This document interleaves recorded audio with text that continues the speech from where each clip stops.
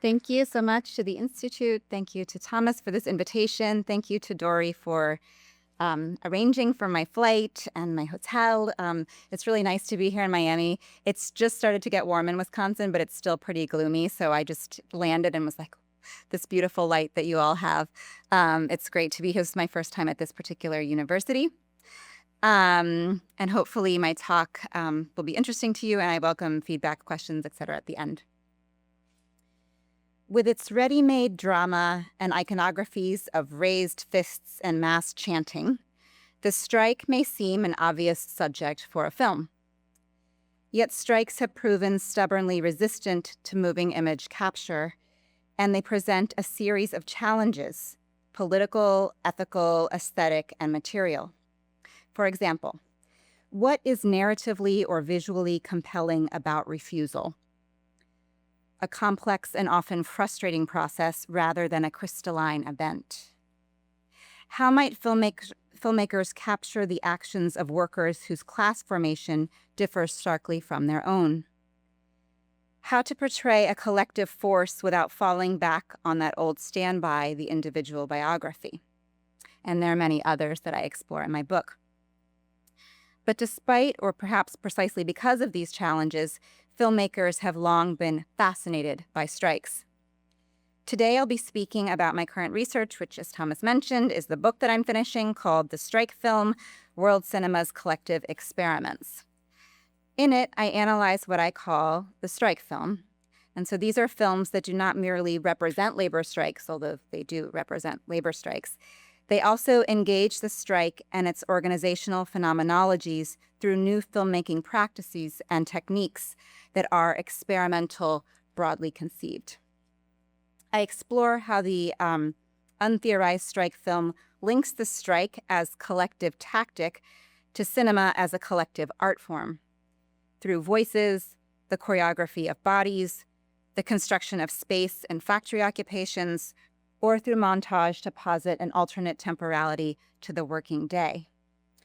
And I argue that precisely due to both its resources and its limitations, or to put it another way, its affordances and its contradictions, cinema is uniquely poised to apprehend the strike as itself a collective experiment.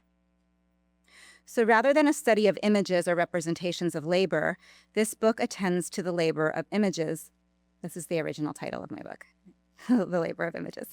The indexical and materialist dimensions of making films, including the encounter among filmmakers and the workers depicted on screen. My scope in the book, also as Thomas mentioned, is global and it's transhistorical. So I move from the late silent period to the present day, and I analyze films from around the world.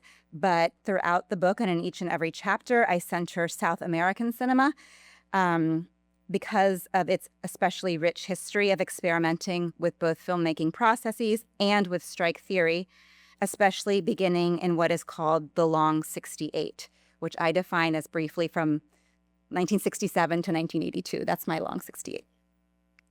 People have different ideas about what 68 is. This is the most generative period of the strike film internationally, and it's a continual point of return for contemporary approaches to the relationship between aesthetics and politics in film. Documentary filmmakers in particular confront specific challenges when attempting to access the strike. This might be due to censorship, whether state or market-based, police presence, the work site's notorious secrecy, what Marx called the hidden abode of labor, or the simple passage of time, so the fragility or precarity of archives, cinematic and otherwise, or the broader tendency to ignore the history of labor struggles, as well as the quotidian violence of exploitation.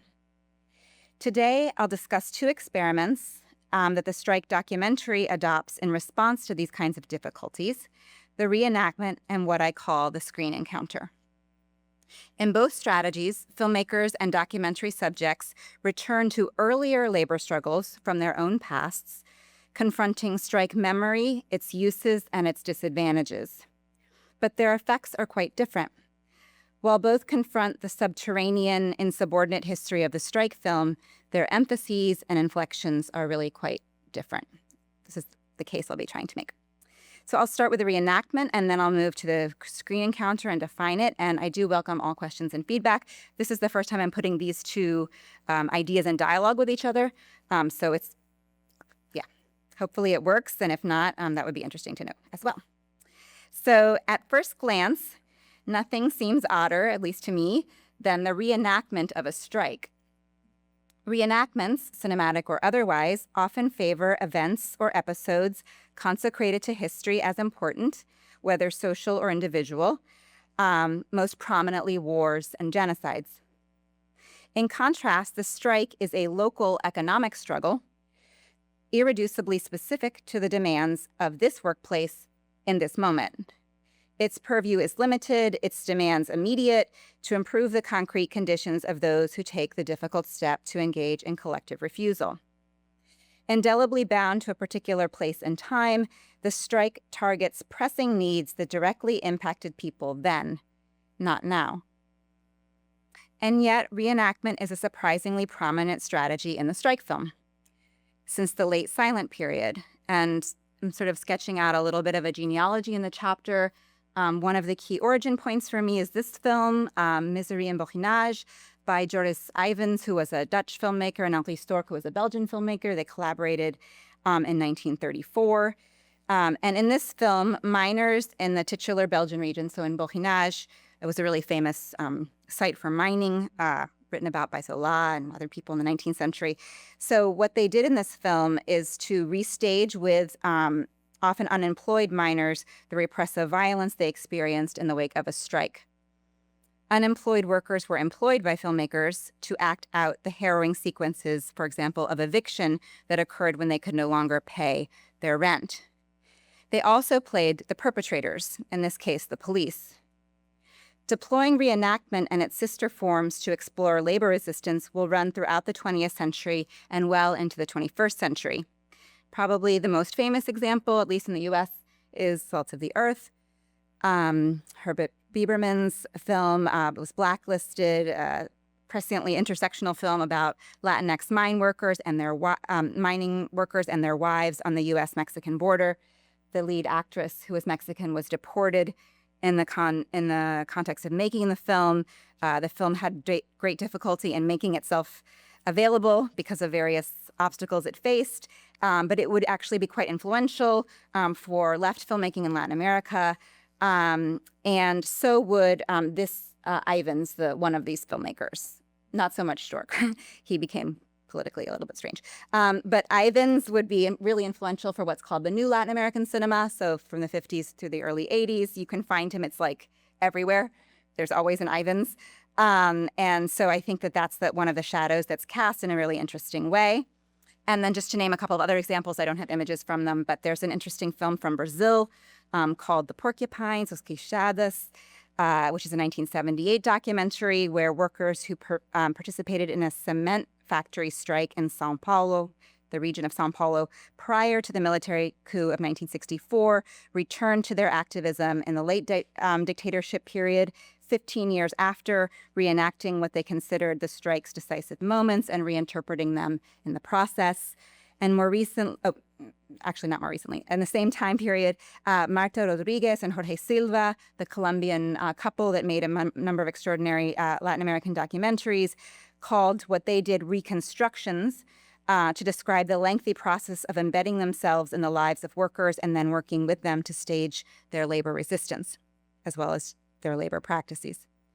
And as Thomas knows, he wrote a great article about this, contemporary cinema and moving image art have once again rediscovered the reenactment as part of a process of collaboration with real-world actors to stage scenes and co-author scripts.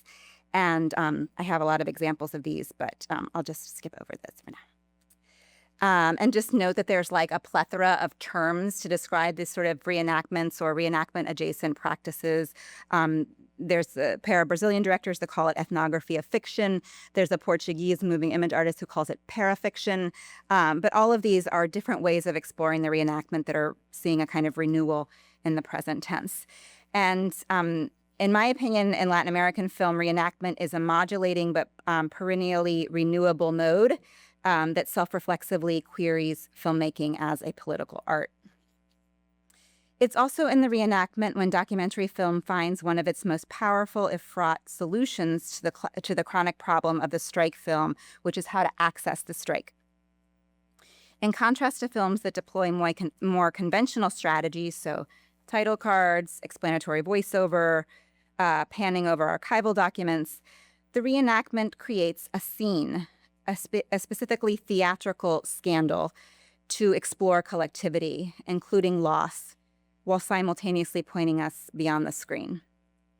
If, for Veronica Gago, who's a key thinker for me, an Argentine political theorist, the strike spawns, in her words, collective experiments with other forms of living, cooperating, exchanging, and protecting one another.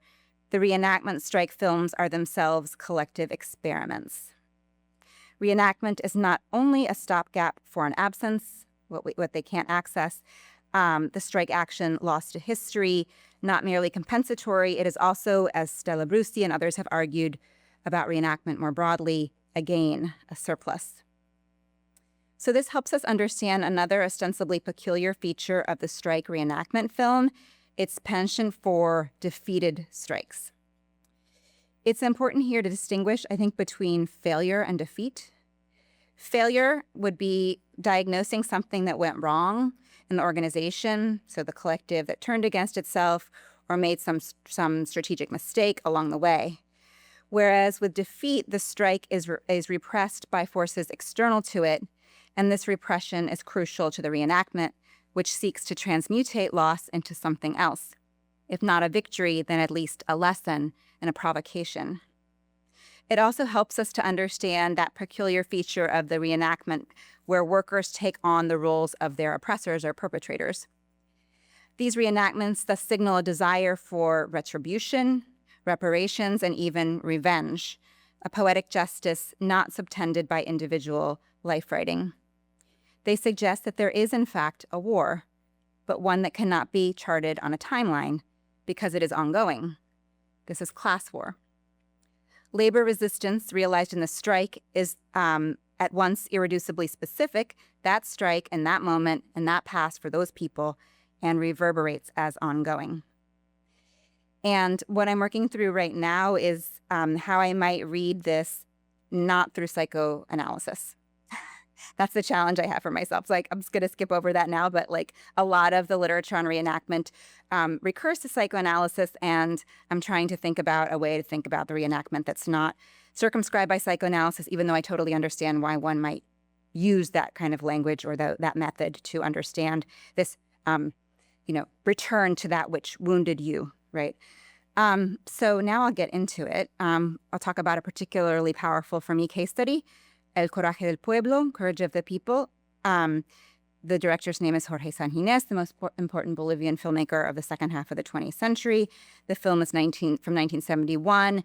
It's also known sometimes in international circulation or in English as The Night of San Juan. And I'm just curious, has anyone seen this film?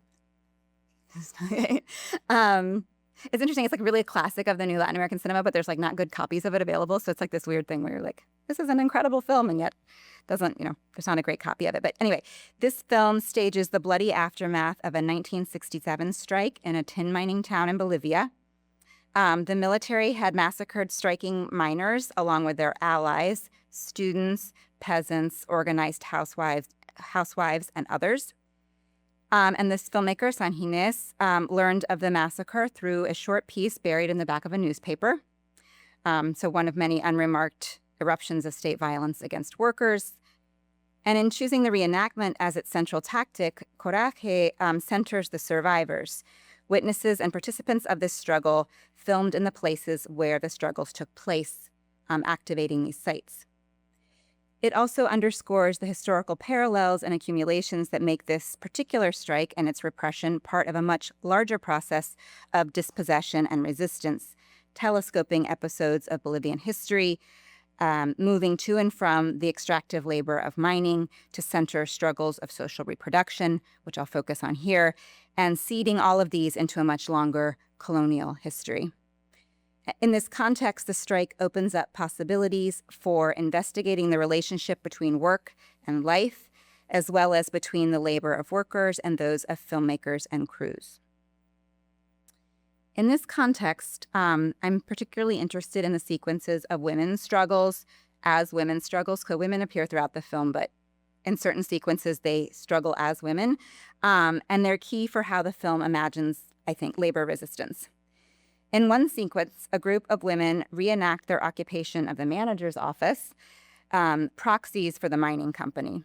They argue that they can no longer feed their families with their husbands' salaries from the mines. They say that the goods in the company's store are out of reach. We make soup from ashes, they say. They not only center the problems of social reproduction, but also debate what constitutes a legitimate strike.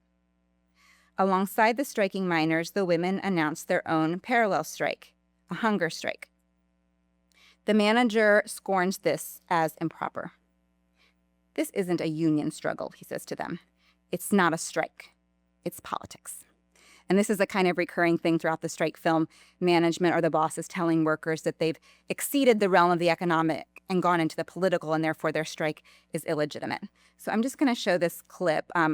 Apologies for the quality, and also the subtitles are in French. This is the best visual quality, but they're speaking in Spanish, so hopefully you can. And I've just narrated basically what happens, so hopefully that'll work for you. Ya que estos días que hemos costado la huelga también. ¿Qué cosa no? ¿Qué cosa? ¿Qué cosa? ¿Qué? Señora, escuchen una cosa. Nosotros salimos en Misión de Paz, entramos andando, nadie nos contesta. Podemos asignar todo el mundo está en silencio.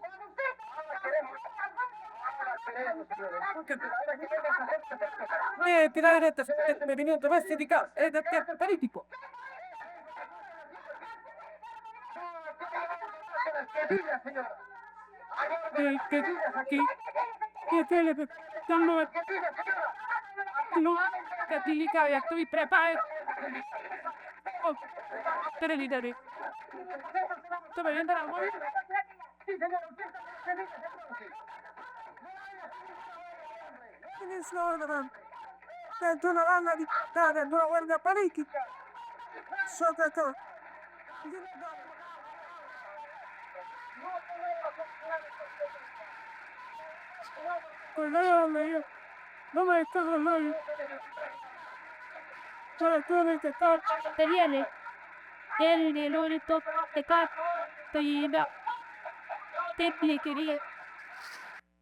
Okay, so he tells her this is not a legitimate strike. She protests. They go back and forth about what the strike is or what could be constituted as a strike.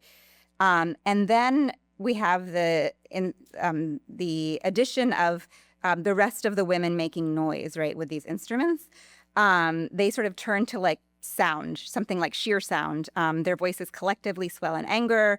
They deploy these instruments to make noise, and it becomes more difficult to ascertain who is speaking. And that's true of the sequence as a whole. It's a longer sequence. So the camera tracks and hovers searchingly through the group of women as they insist that their ceasing to eat is a strike, even if it does not take place as the laying down of tools, that hunger under certain conditions is also a form of refusal, that the general store is also a work site. Illegible to management, the women's strike provocatively inflects the film as a whole. Appearing as they do in a film that underscores the violence of colonialism as legacy of the modern state, the women's strike here also invokes what Bolivian theorist and filmmaker Silvia Rivera Cusicanqui calls the spiraled, layered time of indigenous modernity. And I'll just skip over this part, but I'm interested in Rivera Cusicanqui's concept of a sociology of the image, which is an idea she develops to think about these overlapping temporalities in Bolivian history, and particularly the role of women. And she borrows in part from film theorists like Walter Benjamin. She thinks that cinema is a kind of machine to think history because of its techniques of montage and the flashback. So I'm interested in the longer version of thinking with Silvia Rivera Cusicanqui, even though she was critical, actually, of this particular film. So critics locate this film as part of Sangines's mature work, which was characterized by both historical reconstruction and documentary fiction hybrids. So Sangines had a long history of making films. He founded one of the first film collectives in Bolivia of the new Latin American cinema. And that sort of flourishing of experimental film in the early 60s was in some ways cut short by the dictatorship, which in Bolivia ran from 1964 to 1982. So this film was made during the dictatorship, and it wasn't allowed to be screened for several years within Bolivia. But when he brought his films, and this is his retelling, right? He staged these post-screening talkbacks of his earlier films in like neighborhoods and union halls. And he said that he got pushback from the people there, and these viewers demanded to know the causes of injustice rather than just its effects.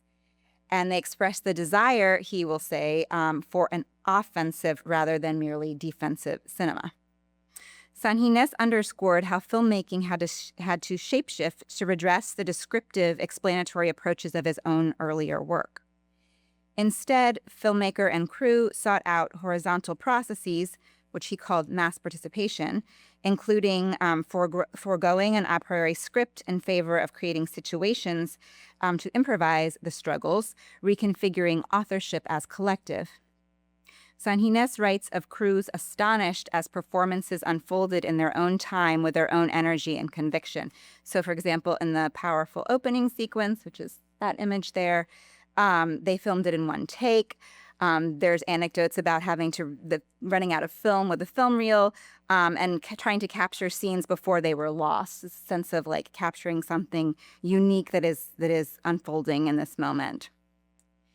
So unlike the primarily singular first persons of the reenactments that Yvonne Margulies analyzes in her really important book, In Person, Reenactment and Post-War and Contemporary Cinema, here the first-person reenactment is always supra-individual or plural. We need only look at the titles of strike reenactment films, so Courage of the People, Misery in the Borinage, Salt of the Earth, or The Battle of Orgrave, Bisbee 17, The Porcupines, these are some of the other films I analyzed, to see this impetus to the collective. All stipulate either locations, groups, or events that allegorically invoke a beyond, a scaling out that supersedes the discrete actions of singular actors. And this is part of the broader aspirational collectivity of the strike film. So while Courage of the People is indeed concerned with destabilizing the I, or the first-person singular, it is in a quite different way than what Margulies describes in her analysis, which privileges opacity. So again, this is sort of more psychoanalytically inflected understanding. The individual, we can never really know ourselves. We misrecognize ourselves. We destabilize ourselves in the act of reenacting. What Sanginés saw instead was the erosion of what he considered the tendency of cinema and more broadly Western art to privilege the individual. And like many third cinema filmmakers, he tends to essentialize the West or the first world as a kind of heuristic to think about what cinema could be in the context of what he called the third world and what we would now call the global south.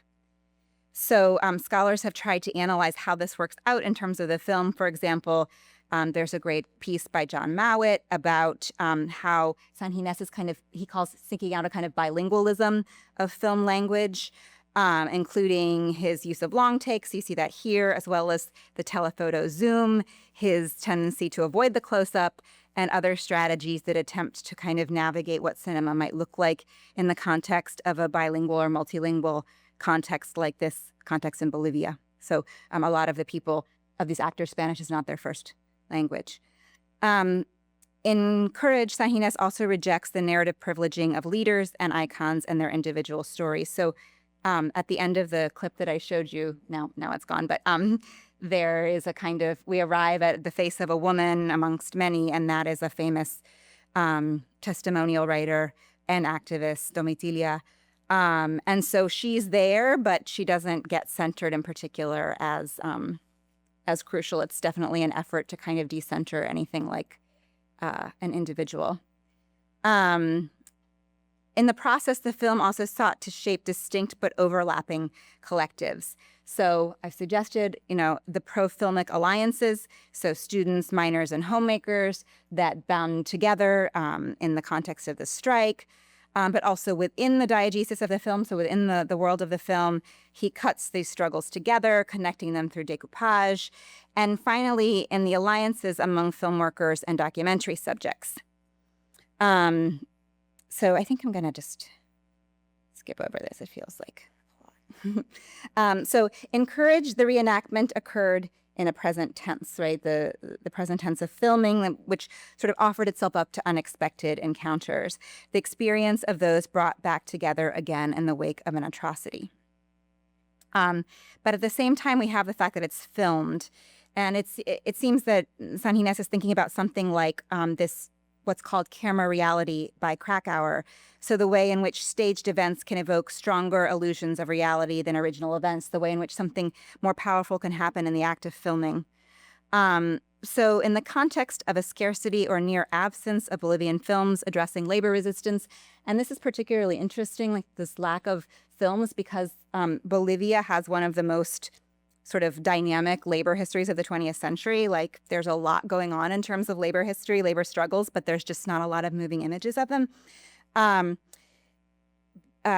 These coalitions that are sort of reformed in the act of making the film are inscribed and become historical and also more graspable for us, right, watching the film. But counterintuitively, I would argue, less distant for viewers through the act of filmmaking. So in the collective embodied performance it organizes, the reenactment emerges as a potent example of the strike film's prefigurative politics. And so prefigurative politics is the idea that whatever activist community or revolutionary goal is, it has to enact that in the very process of getting there. So it can't just be that the ends justify the means, as we would say. So the new community is being shaped in the act of searching for something else, in this case, in the making of a film, staging, filming, and editing. The reenactment generates situations, heated debates, fraught asymmetrical encounters, and political friendship.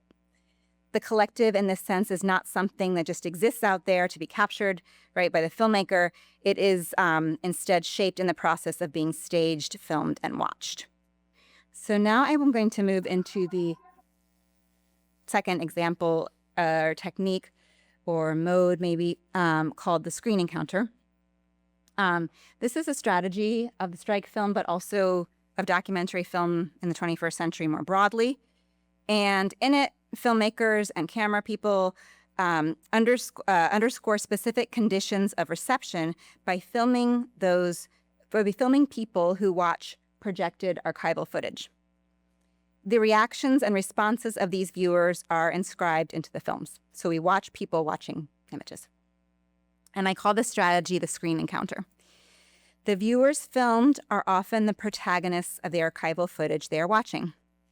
So they encounter their past selves, an earlier historical moment in which they were apprehended. The projected footage is often of a mass gathering, for example, a strike or a protest, and it contrasts sharply with the scene of projection, which tends to be smaller scale, often domestic, as in this case here, or semi-private, a modest living room, or a cramped union hall. The moving image is explicitly framed by the viewing scene. It might be rewound, arrested through freeze frame, or otherwise re-elaborated as people approach the gulf that separates their present tense from this archival footage of themselves.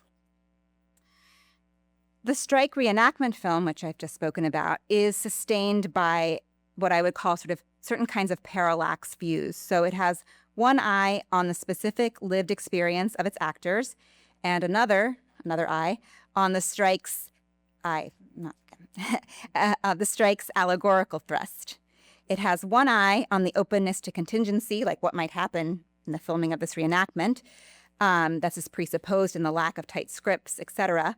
And the other on archiving and inscribing this experience through the filmic medium.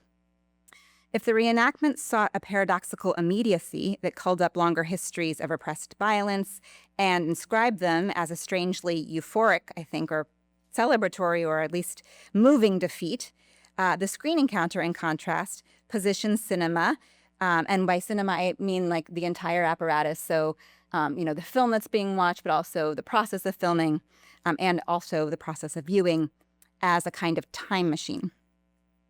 Here, cinema is an experience of layered, contradictory temporalities, and there's a lot of scholars and theorists who have tried to describe how we can think about cinema like today, or at least in the last 20 years. So Scholars have coined terms like déjà vu, jet lag, delay deferral, all of these sort of like ways to describe how cinema feels like untimely right now in comparison to like the earlier moment that I described. So in the screen encounter, historical distance between then and now is both opened up and sustained by cinema, which dwells in that gap. The screen encounter queries our access to the past. Can we access the past, including its affective, political, and material dimensions, often underscoring, and this image shows this, the para-cinematic supports, so television screens, remote controls, that was in an earlier moment, right? Or institutional screening contexts that usually we don't see when we watch films, right? So I see the screen encounter as 21st century filmmaking's response to some of the more militant approaches to the strike film and to political filmmaking more generally that we associate with a long 68, including El Coraje del Pueblo, but also La Hora de los Hornos and many others that I also analyze in my book. To make this case, I'll turn briefly to Eduardo Coutinho's 2004 documentary, Peões. This is an image from it as well. And it's translated into English very unsatisfyingly, and I could talk about that in the Q&A if you want, as metal workers. That's not what peões means in Portuguese. And this is a lesser-known film by Brazil, like with widely acknowledged to be Brazil's most important documentary filmmaker. Metal Workers was made at this really pivotal time in Brazilian political history. It was on the eve of the third presidential campaign of Luiz Inácio Lula da Silva, or Lula as he's known, who's Brazil's current president. Lula had run 2 unsuccessful campaigns as the candidate of the Workers' Party, or PT, which he was instrumental in founding in the late 70s, in the final years of Brazil's own military dictatorship, which pretty much coincides exactly with Bolivia's, 64 to 82, depending on when you think it actually ended. And it's filmed, this film, during 30 days right before the 2002 election, when it seemed pretty clear that Lula was going to finally win after losing the first 2 times. Metal Workers, though, displaces the narrative of Lula's ascent to focus on anonymous workers who struggled alongside him. And he privileged not only unknown rank-and-file activists, so people that were involved in the strikes, over well-known leaders, but he also draws in other workers, and I'll talk about this at the end, whose participation in labor struggles were much more lateral or unseen, but he suggests pivotal. So Coutinho's first films, he is, again, as I said, the most important Brazilian documentary filmmaker, were made in the flourishing of left cultural production, including cinema, immediately prior to the dictatorship, which again the coup took place in 1964. So he's pretty much an exact contemporary of Sanjines. And he continued to make films until his death. He died when he was in his 80s in 2014. So his filmography spans the long 68 and really influences contemporary period. If you talk to a lot of young Brazilian filmmakers, they'll cite him as their most influential for a number of reasons.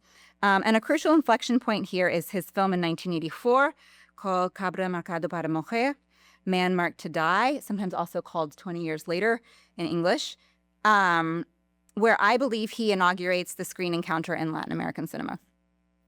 There could be another one, but I haven't found it yet.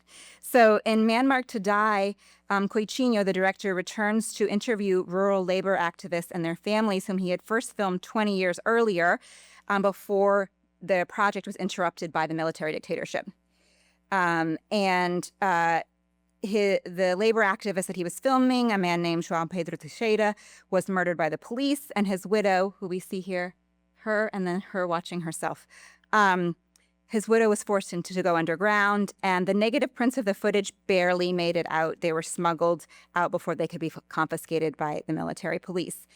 So he returns 20 years later at the end of the dictatorship to project this salvaged footage, and it unleashes this series of reflections and really intense encounters that underscore the truncated history of labor resistance and the role of cinema within that. So this alliance between filmmakers, artists, for the most part middle-class intellectuals, and labor activists, for the most part working class people, was one of the things that the military dictatorship targeted in particular. I think that Man Marked to Die not only foreshadows the screen encounter as a contemporary approach to the problem of memory and labor resistance, but it also draws into its very history, because the earlier footage is actually reenactments. The shift from reenactment of historical actors to the problem of viewership. So who's watching the film and how that is an important site for Coicinho. That's where the activation happens. So the 2004 film is also filmed 20 years later, but in this case after the massive labor uprisings of the late dictatorship period.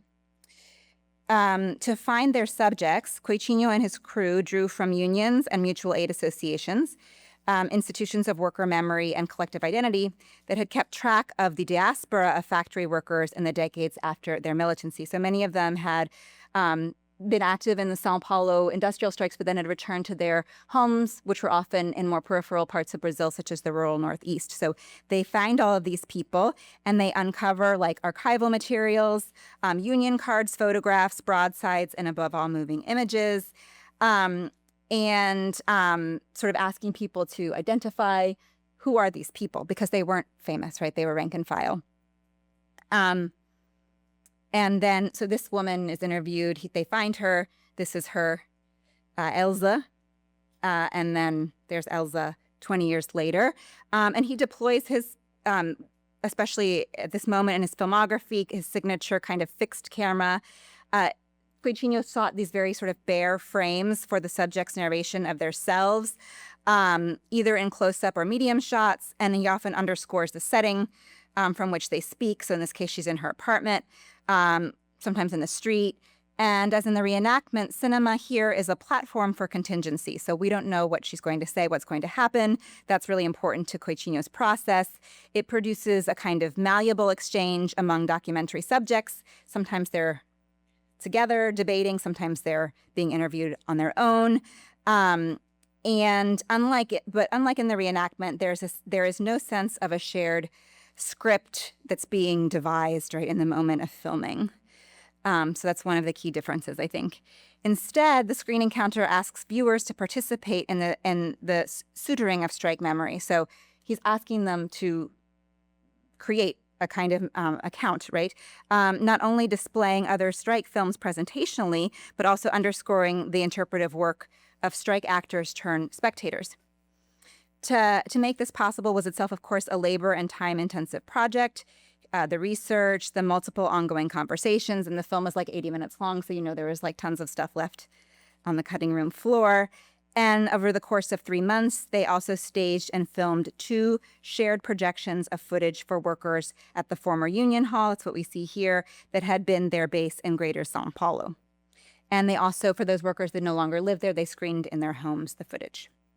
So this footage came from what I have analyzed elsewhere as the Brazilian industrial film cycle of the late 70s and 80s, which was an extraordinary outpouring of strike films in terms of surviving material, the first that we have in the context of Brazil.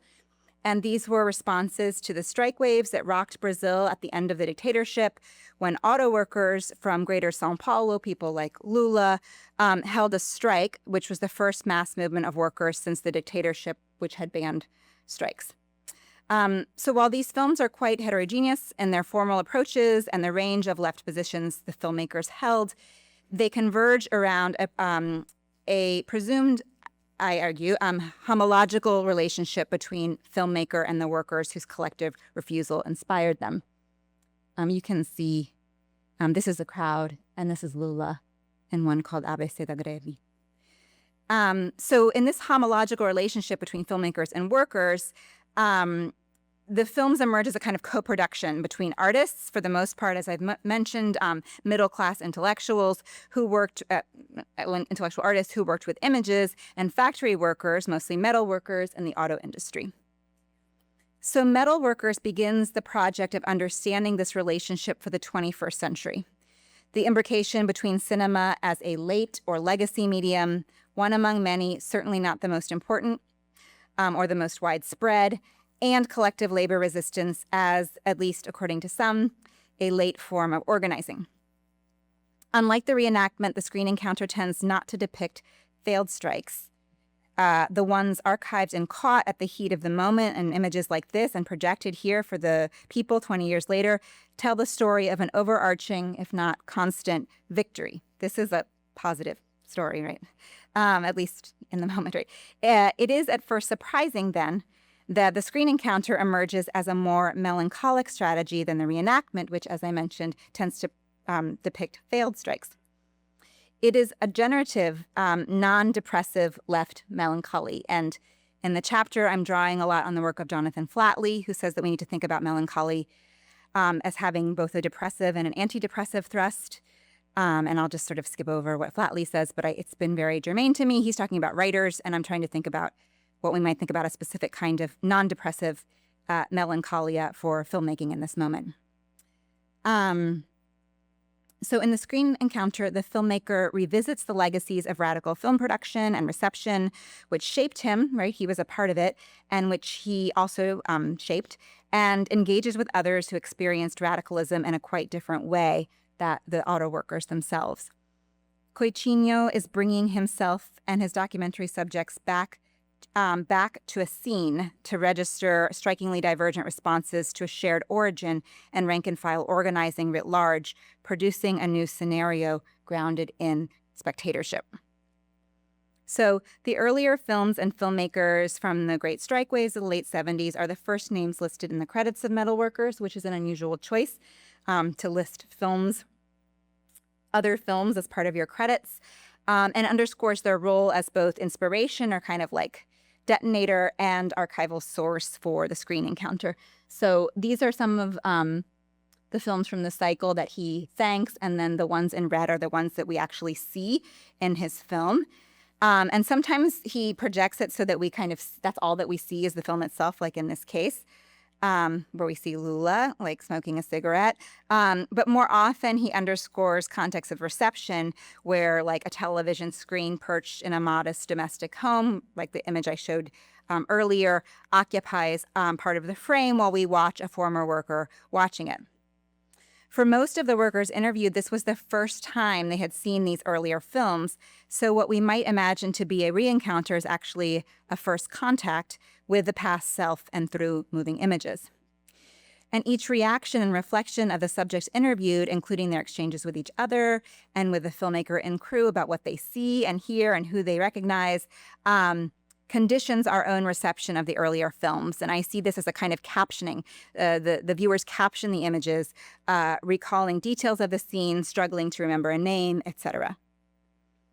Citing these films as the engine of his process, these films, Coichinho rewinds and displays affective dimensions of organized labor and cinema as its ally, underscoring the time lag that separates their urgent present from the now of filmmaking. At the same time, the film emphasizes how the scene of screening, including the processes leading up to the screen encounter, shapes a new community, or a different kind of community, emphasizing the memory work spawned by the cinematic device. Through the screen encounter, the film gathers these people, now dispersed throughout Brazil, no longer in contact with each other, into a loose aggregate where the emphasis is on connection, but also divergence, political disagreement, because some of them have changed their political position quite dramatically from when they were younger, and distance from the past. One interview underscores this time lag in a really suggestive way. So by way of conclusion, I'll just talk about her a little bit. This is Zélia, and she was an office cleaner, and sort of like made coffee. And you can see like the frame here emphasizes the tools of her trade. There's the coffee equipment. And she was still employed by the same union hall at the time of filming. And Zélia recounts in her interview an episode she experienced during the late dictatorship period in the midst of these great strike waves. So they got word that military police were raiding the union hall, and people asked her to hide a film. And she talks about like how it's this big bulky thing, because you have to imagine like a film reel that's like quite clunky. And so she hid it in a shopping bag before slipping out of the door to catch the bus. And she just mentions casually that she had also hidden copies of the union's clandestine newspaper in her bra and underwear in the past. And she said she's able to do this because no one would suspect the cleaning woman and the person who serves coffee of sheltering subversive material. And in this way, she rescues the footage of the documentary assembly line, or linea de montagem, which is the one we see here. And this is the documentary that really showcased Lula's new protagonism in the embryonic stages of the Workers' Party, the PT. And this is the film that we see most often cited in this documentary in Metal Workers. Its title, Línea de Montaje, invokes, Línea de Montaje in Spanish, right? Invokes an aspirational historical relationship between filmmaker and metal worker. So, as in other Romance languages, montaging can mean montage, as in cinematic montage, as well as assembly line would be like the translation. There's, again, this sort of alliance posited between the making of cars, which is, the strike is made by auto workers, and the making of films. So in the contemporary documentary, Metal Workers, Coicinho simultaneously suggests the centrality of this film, and also that this relationship that the film encodes is no longer the relationship between cinema and at least industrial factory labor today. And the present is still seeking out this relationship between film and labor resistance. So I think it's significant that Zelia is not a metal worker. She is not the iconic bearded overalled activist who became a protagonist for the first time in the earlier strike films. She is instead a woman who performed the mundane and cyclical work of the social reproduction of the union and the union hall. And so seen from this vantage point, her interview retrospectively licenses the earlier film's presence in Metal Workers.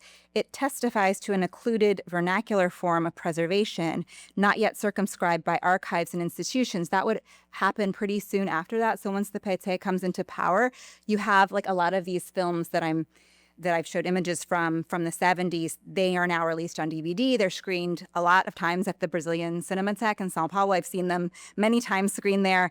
But that hasn't yet taken place, right, when this film was made. So it's a different kind of understanding of film preservation, right? No DVD commentaries with interviews and all that kind of stuff.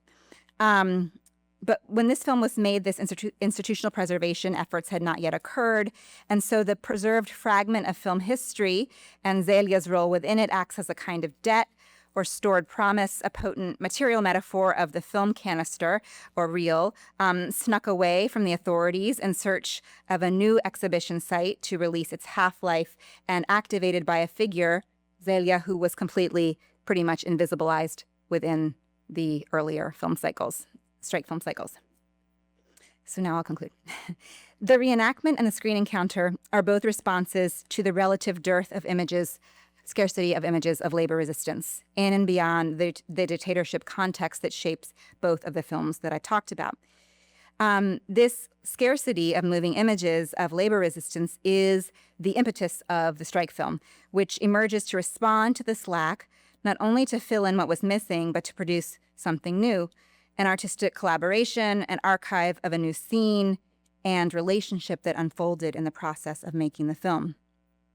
Both strategies ask how filmmaking on one hand and film-going or spectatorship on the other activate images, lost and visibilized, in the creation of new collectivities. In the process, they also uncover new understandings of the strike. One where, as in both examples I've explored here, feminized labor takes on a protagonism consistently denied to it throughout much of the 19th and 20th centuries in Latin America as well as globally. It is in this sense that we can see strike films as, and this is what I argue in my book, vernacular theories of the strike, underscoring its urgency while continually asking about its limitations. Thank you.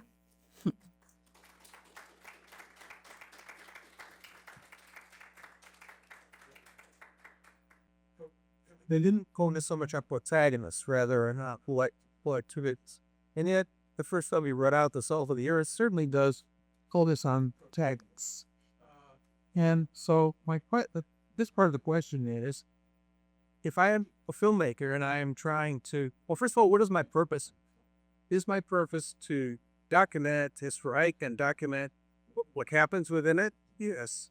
Is my purpose to maybe raise the consciousness of labor in the future? Yes. Is my purpose also to expose the forces of repression to a broader audience, not just workers, but society in general.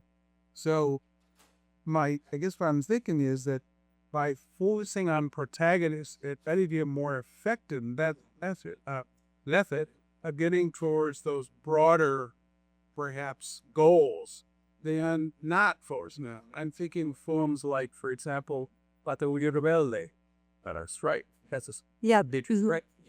Or the second part of Lucia, which has a major strike theme, in which, really the individuals are extremely important, and yet it's the movement hand beyond, and of course the force of the right. What do you think about that? Yeah. Well, first of all, thank you for your formulation of like the three goals of the filmmaker, because I think those are absolutely right. And that's what I'm trying to argue, right? It's sort of, it's a triple kind of mode that's happening at the same time and sort of different kinds of audiences. You're right that like, the protagonist is quite important in Salt of the Earth, but it's also a film that's really invested in collective formation. Some of the more powerful sequences are actually the women going on strike, or rather blocking the entrance of the work site, and consciousness raising as a collective process. And I think because these are experimental films in a very broadly conceived way, they are really trying to say, what would it look like to make a film where the sort of biography of an individual wasn't the key thing that hooked in viewers. So I'm often asked when I talk about this film about Norma Rae, which is actually not a strike film because there's no strike in Norma Rae, but it's a very powerful film about union organizing, right? And that's a really great example of a film where it's a fiction film, right? It's embedded in the titular character, right? It's her coming to consciousness. I think what these other films, and Salt of the Earth might be a sort of border case. I think it's a good point what you make up, what you point out, that this character in particular is centered. What the strike films that I analyze look at is precisely what it might mean to create something like a collective protagonist, which is a lot harder because I think you're right. People often identify with individuals. So it's a kind of question like, how can we make a film? Because a strike is impossible with just one person, right? It has to be a certain kind of seeding to a different kind of subject that emerges in the collectivity of the strike. Not because people disappear as people, but in the moment of striking, your individual status seeds to something like a collective status. So I do think that that's really important to the strike films. And I mean, my sort of two origins are Misery and Borinage on one hand and Eisenstein's Strike on the other, which is very much a film where he's trying to eliminate individual protagonists and think about the collective as a new kind of protagonist. And I think that does run through as a challenge, especially in the South American films, but also globally. And I think you're right that it's easier to get people's attention with an individual narrative. It really is. There's just some but at least in the films that I'm analyzing and many, many others that I'm not going to include in the book, but that I have, the question is, how can one do that without making it about the individual? So this sequence, so there are activists that sort of step in and out, like come into relief in the context of the film, but it's important to Sanjines that they kind of recede to the crowd in these sort of key moments. So at the end, I didn't show this, but it's probably not important to see, but this moment. So this woman, Domitila, is one of the most important writers of testimonial literature in Latin America in the 70s. She's an incredibly important Latin American feminist, famously debated with Betty Friedan at the UN's 1975 Conference on Women. She's a really important figure. And we do see her interviewed and stuff like that, but it seems important to me in the sequence that I showed that she's part of a crowd, right? And she, you wouldn't know that she was one of the main organizers in this particular sequence. So it's almost like these sort of moments of collective identity that are more interesting to the filmmakers that I'm examining. But yeah, does that answer your question? Yeah. Yeah. So I see you will have every update. Years you why one happers your pop. See there is on how she are. Or she may help people understand the strikes. So it's a great question. I guess it depends on the context. For me personally, I find the reenactment strangely to be more urgent and therefore more kind of moving. Even though both of them feature people that were involved in these strikes, right? So the same kind of historical actor setup. And it might just be because of this sort of impetus to like relive or revivify the scene. It just speaks to me as a viewer. Whereas with the screen encounter, it's really about distance, right, that's opened up. So these interviews are really great. That's part of Coichinho's kind of thing, is just like, he just does a really great job of sort of eliciting and then cutting together like amazing testimonies by people. Lots of jokes, lots of singing. It's very much sort of Brazilian vernacular Portuguese is like celebrated in the context of the films. But over and over again, like this, do you remember where you were and when? You know, there's a kind of overall suggestion that the strike is not it doesn't mean the same thing to them. Whereas in the reenactment films, which can be just as far apart in time, there's a sense that there's a kind of urgency, and I guess I'm drawn to that, like, urgency. It's hard to measure like effects of films, like the kinds of films that I'm examining, like on audiences. So it's a sort of as someone once said to me, actual spectatorship is kind of a black hole in film studies. I mean, especially if they're not, major, films that we're screening in huge multiplexes and things like that. But in what I've been able to trace, I think this sense of urgency and immediacy, paradoxically, because it's a reenactment, is somehow more moving. But I'm not sure if that was the case. If that's the case for everyone. Yeah, sure. Thank you. With the collective for TAPIS, what do you think are the key measures that should be taken to support the audience? Yeah. So I think that let me see if I can think about. I think this what we were talking about this also before. This sort of sense of creating in spectators, the sense of wanting to engage with the collectivity. And I find this interesting article from this film scholar named Jane Gaines about political mimesis. And one of the things she argues is that there's a certain strain of political documentary filmmaking. She's not thinking about Latin America. She's actually thinking about Eisenstein, but where the idea is to sort of like get us to move our bodies and feel sort of like interpolated corporeally. So I think any sort of energetic sequences where we see lots of different kinds of people captured by the camera. This can be in like extreme long shot where we just see the movement of the frame. In the scene that we watched, Sanhine, there's a sort of mobile camera to create a sense of dynamism. I do think mass chanting and mass singing is very effective. It's also a stalwart in strikes in general. It's strikes that are taking place right now often draw on singing and chanting. So you have something like a collective voice. I think a lot of the films that I analyze, not so much these two, deploy music in interesting ways to figure collectivity. And in some of the Brazilian strike films, there'll be musicians will write songs just for the strikes, and those will be included. So there's a kind of like percussive, moving element as well in the sound. And I think that sequence of the women shaking the making noise is also like part of that. I guess those would be some of the strategies that I think. Yeah, thanks.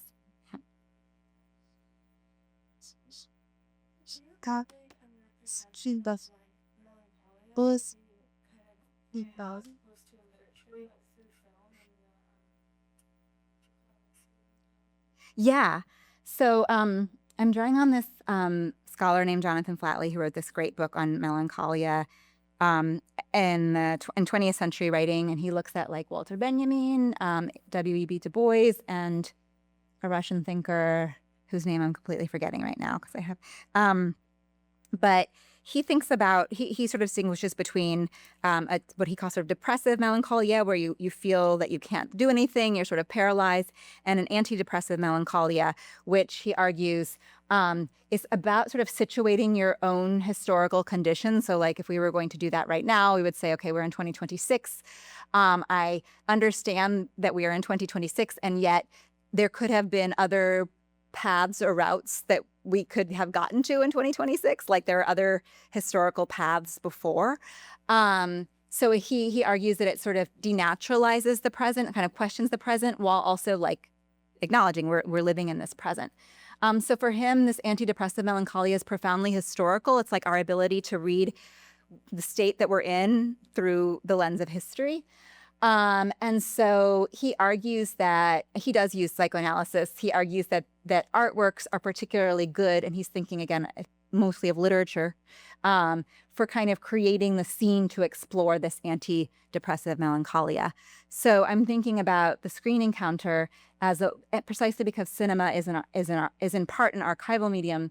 It sort of layers onto this understanding in a way that I think is much more is much richer. I mean, I'm also a big fan of literature. I write about literature too, but it seems that the possibilities for historicizing the present through cinema as a medium opens up a lot more questions. So even just like the difference between the grain of the film, right, of the earlier film cycles, that when we see them, or the grain of the photography, it strikes us that we are participating momentarily in another time, right? And that's one of the things that he's interested in drawing out. And I say melancholia because I believe that the filmmaker is profoundly sympathetic to this earlier moment and to this excitement that really kind of for the first time in Brazilian history, I'm exaggerating a little bit, but something like a mass workers' movement shaped the course of political history, right? And resulted in the founding of this party.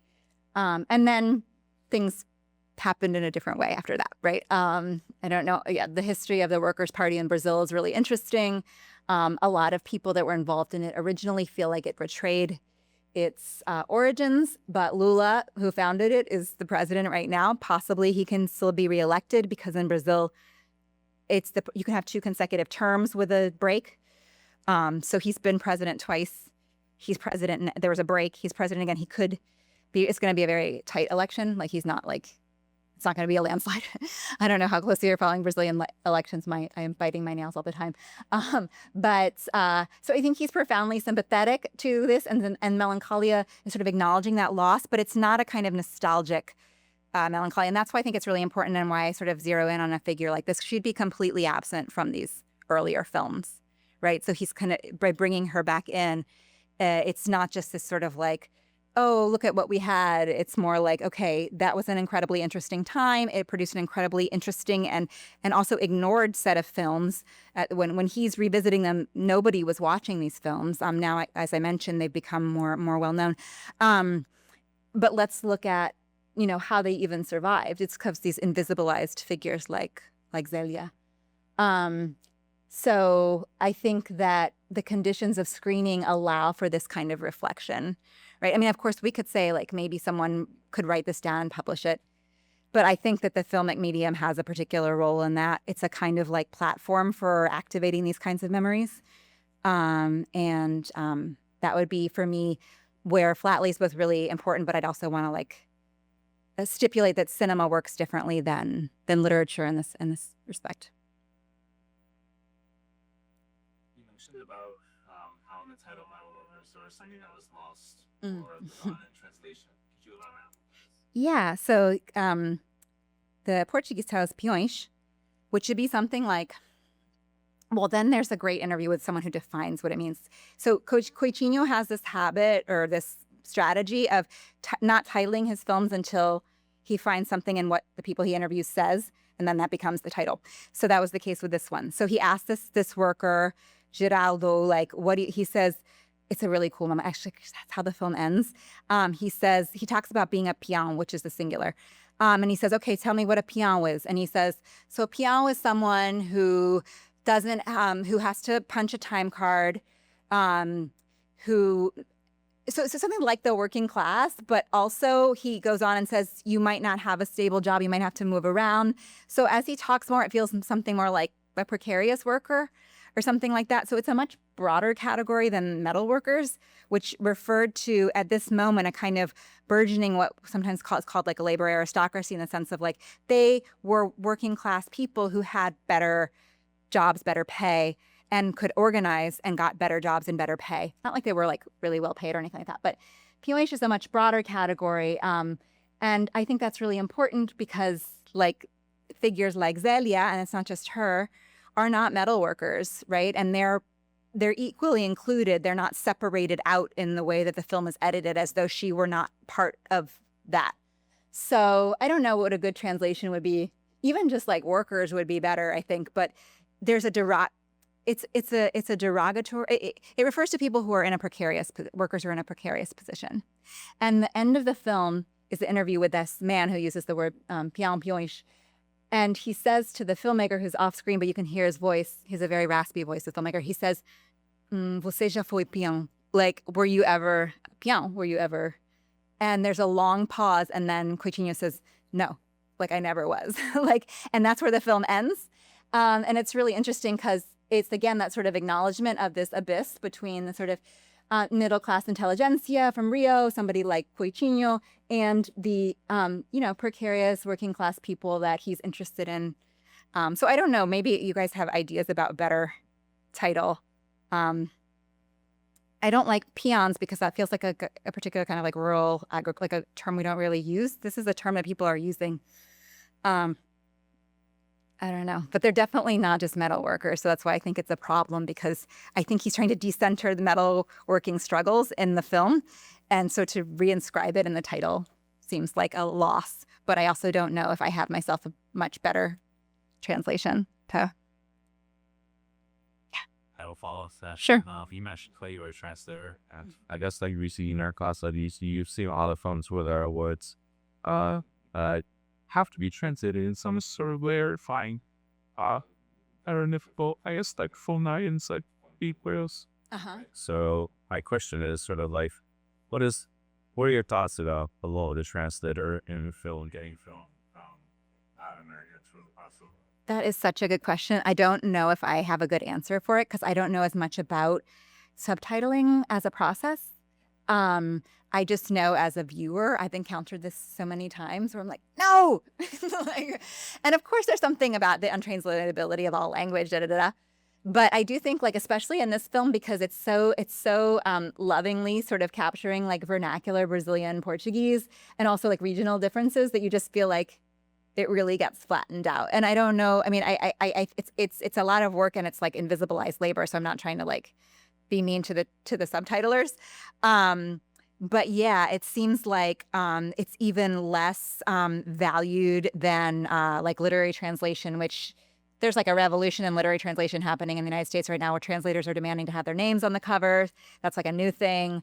I feel like the subtitlers just don't get any kind of credit for that work. And they often have to do it, in my understanding, quite quickly because so yeah. And then you have situations like I don't have a good copy of Coraje del Pueblo. I mean, I hope there'll be one soon with English subtitles. So when it's like weird to have like the French titles burned in. And but yeah, I think it's a perennial problem. And it kind of reminds us. I mean, when I'm watching a film where I don't know I don't know the language at all, like in Arabic or something like that, or I know just a little bit, like it kind of reminds me of the fact that there's something that I'm missing, and I don't always mind that, And when you know the language, of course, then you can kind of it kind of activates you more as a viewer, and you can say that's not a good translation of Wales, like that's not a good translation of Pioche, and there's a kind of participation involved in that I think can be interesting.